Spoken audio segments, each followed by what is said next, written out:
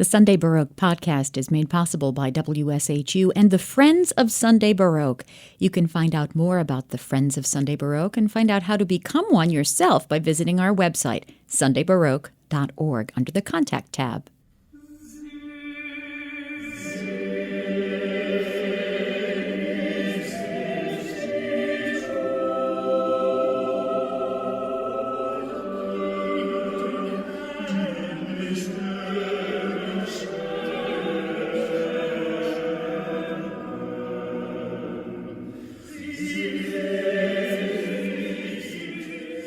Courtney Beck is Executive Director of Philharmonia Baroque Orchestra and Chorale, the San Francisco-based period instrument ensemble. PBO recently created a new position, Creative Partner, and appointed singer Davóne Tines to the position. The extraordinary bass-baritone is deeply committed to social justice and to the principles of diversity, equity, and inclusion in the world of classical music. He joins PBO's new music director, Richard Egar, and newly appointed composer-in-residence, Tarek O'Regan, on the dynamic creative team. Courtney Beck and Davóne Tines join me on Zoom to talk about the new collaboration and this next chapter for Philharmonia Baroque Orchestra and Chorale. Welcome.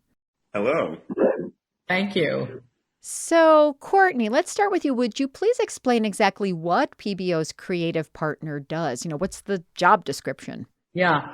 Davóne and I were just talking yesterday about the fact that what makes this partnership so unique, I think in the field at large, number one is that it has no expiration date. Mm-hmm. So this is not designed as a partnership that includes, a few appearances on the docket over the course of the season, and then off he goes. It is an immersive partnership that is meant to allow for real legacy planning and learning. So in this immersive partnership, Davóne is attending all of our board meetings. He's attending our strategic planning meetings. He's been part of long-range artistic planning meetings. He has access to our financials, our 5-year, pro forma budgets. And most importantly, he's also involved in our education programs. And this will actually be the very first time that we have even mentioned this because it hasn't been formally announced.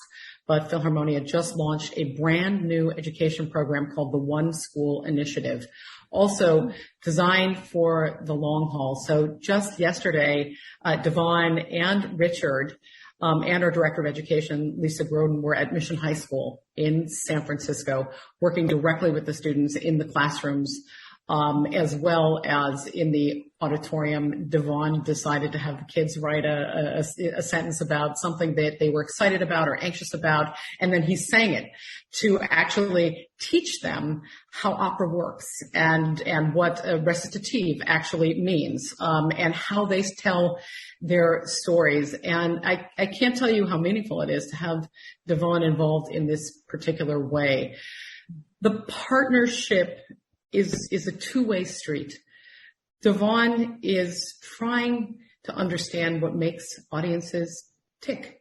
Why do they come to concerts?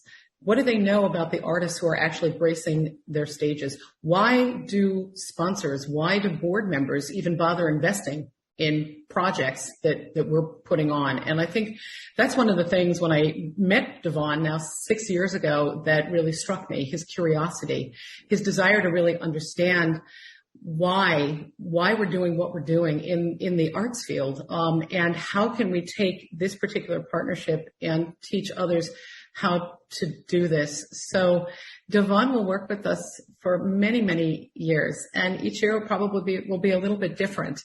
But the goal is that it's a forever partnership and not a one-year partnership, which is how we're approaching all of our major, I would say, innovations and very intentional programs that we're putting on. Nothing is meant to be a one-off anymore. We are really going for depth and not breadth.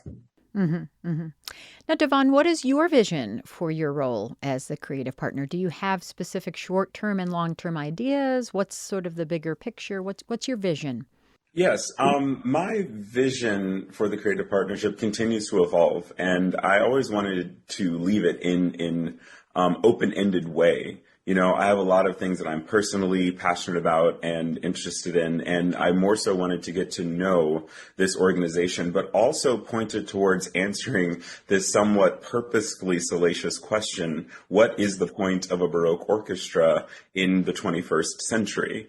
And I asked that question, and I don't intend it to be salacious, because I really want to know, what is the point? What are we doing, and why are we doing it? Because if we can clearly define that, we can make the case for what else can be done with the organization and why people should come and support it. So I think in order to answer that question, it involves engagement with the organization at every single level, which is why I'm, attending every board meeting and the strategic planning. And Courtney's been so incredibly welcoming of me to artistic planning conversations, but also performing as part of the organization over the coming years in a number of existing Baroque works, and also exciting new things that'll be coming up, and also being a voice within the internal programming, PBO sessions and Jews in Music. I really am thankful for the opportunity to dig into every level, internal and external to the organization, to really just see how does it operate and how am I able to bring my unique perspective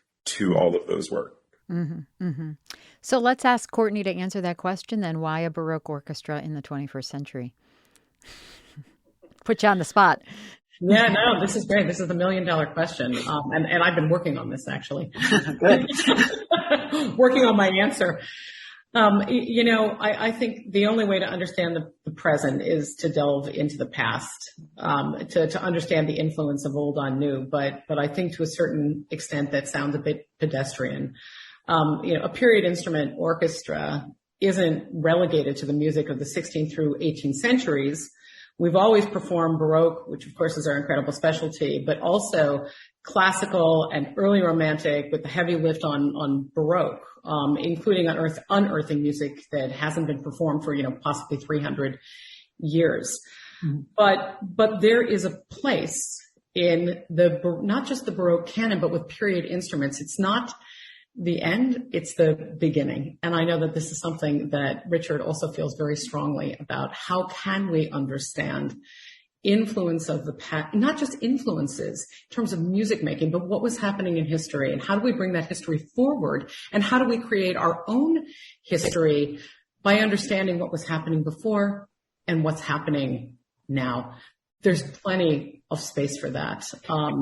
As Davóne mentioned, we have a program called Jews in Music, also really seeking to understand the role, for example, of Jews and non-Jews in the making of music in the ghetto, that began in 17th century Italy, the synagogue, as a performance space, not as a religious space.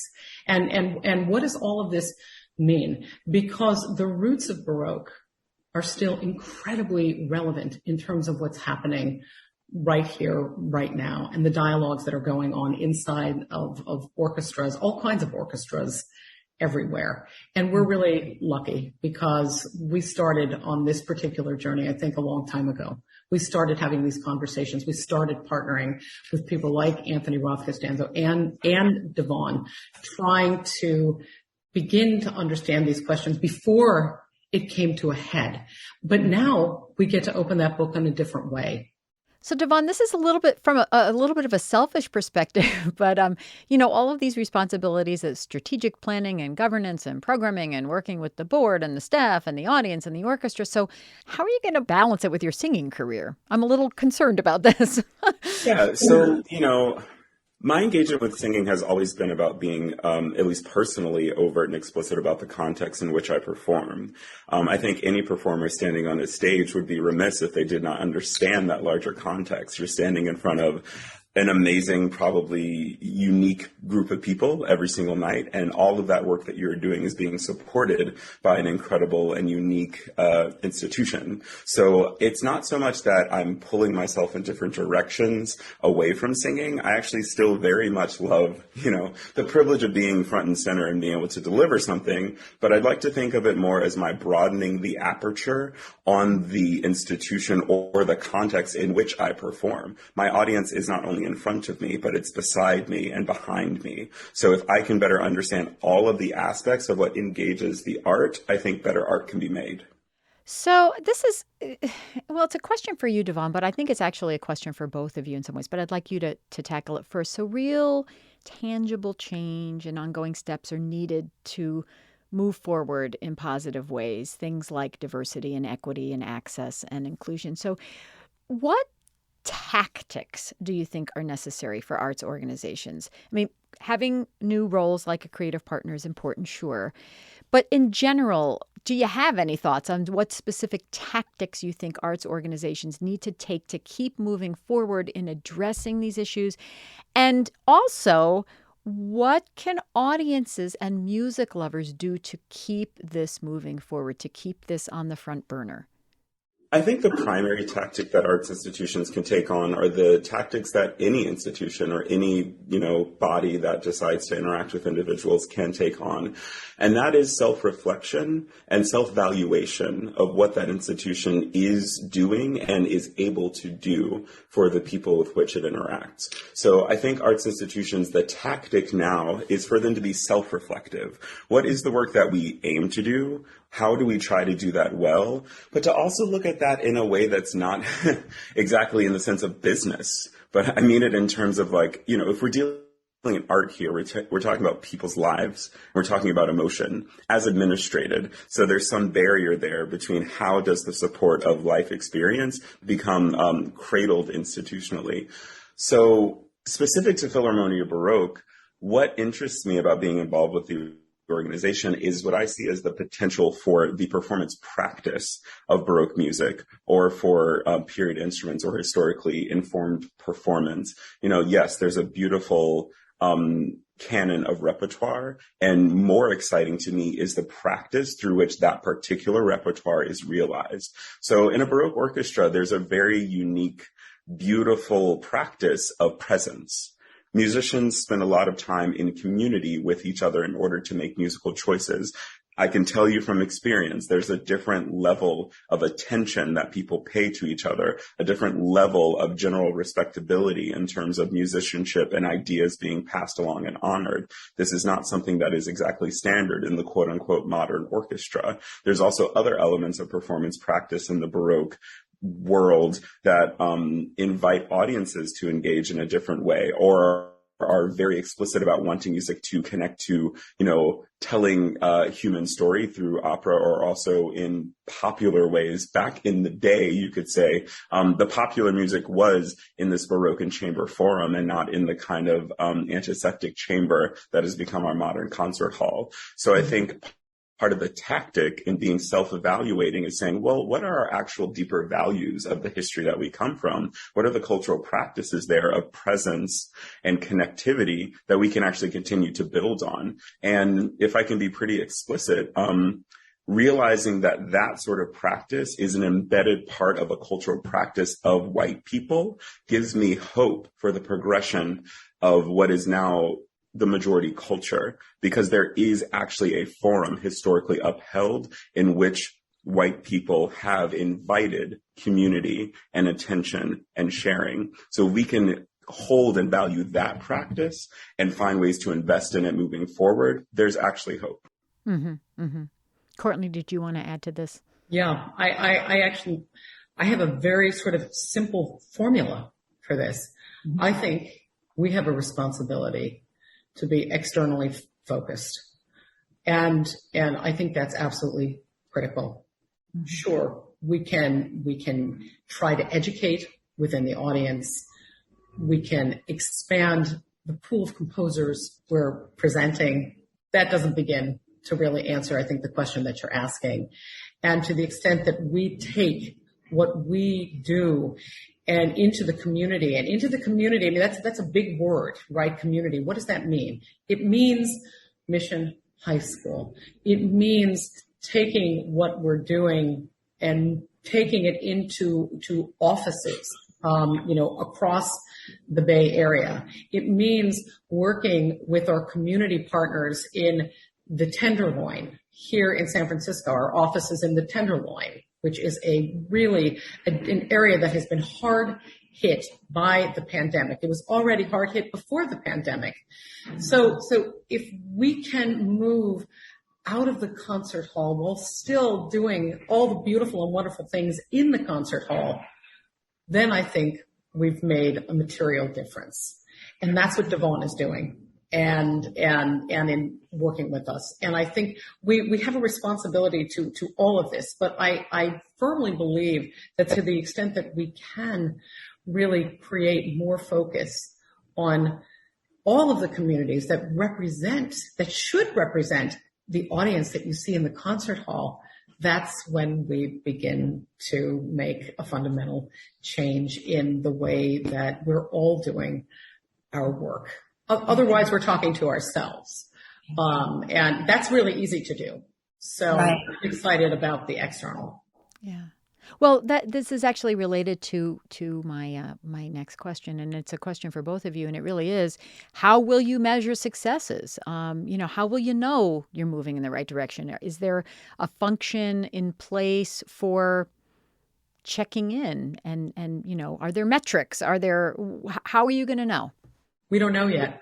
What I can tell you, I can give you one measure, that if we are able to restore the chorus at Mission High School that they lost 7 years ago because of funding, and we are able to also bring those kids to perform as part of main stage concert halls, and we're able to do this over the next, not 2 years, 5 years, that's one measure of success.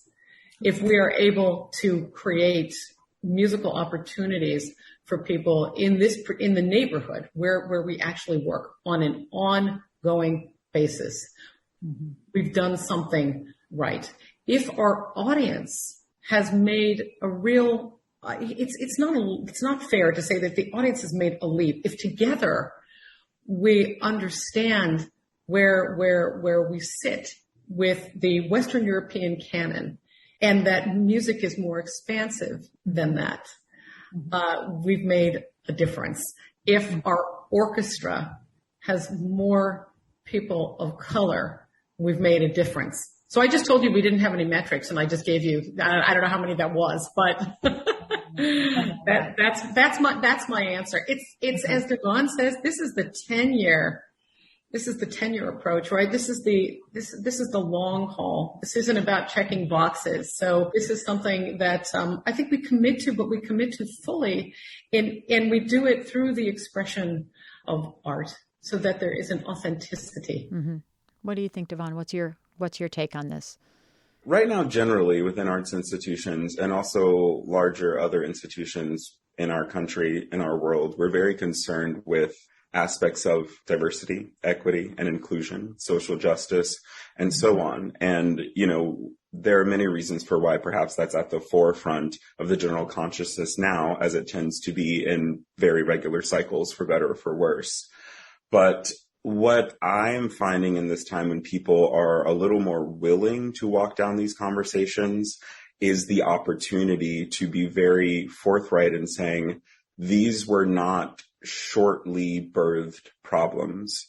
These are not things that happened in a few concert seasons. And so they were going to take more than a few concert seasons to walk out of.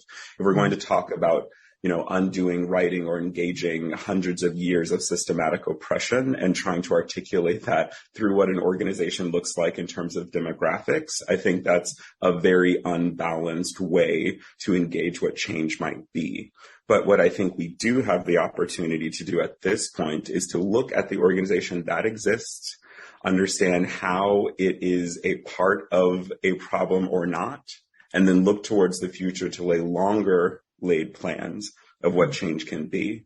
One example, to bring musicians of color into the orchestra, yes, that is a goal. Do those musicians exist? We will continue to see and find them. But also what we can do is form coalition and deep resources and guidance to invite people and cultures into a practice that would create those musicians over time. And that will not be done overnight. That will take generations. Mm-hmm. Yeah. I have been speaking with Courtney Beck, Executive Director of Philharmonia, Baroque Orchestra, and Chorale, and bass-baritone Davóne Tines, PBO's newly named creative partner. Thank you so much to both of you.